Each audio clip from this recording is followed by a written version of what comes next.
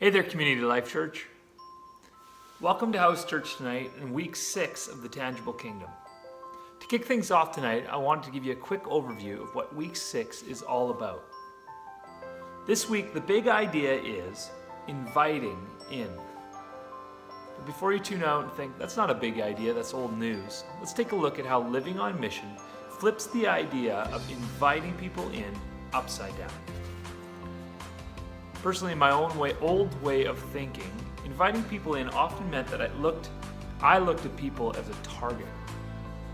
I was intentional in my connections with them, but it was all about the attractional model of church, where we invite somebody to church and invite somebody to believe before they can really become or belong in the community of the church.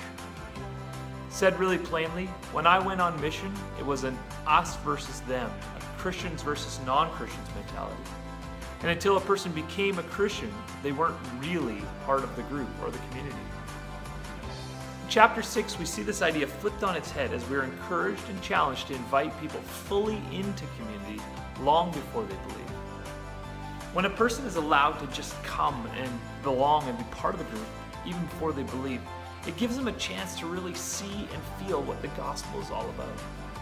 This kind of approach gives a curious person lots of time to learn about and be transformed by Jesus as they see him in and through us, the church. In Luke 19, we see the story of Zacchaeus and his encounter with Jesus.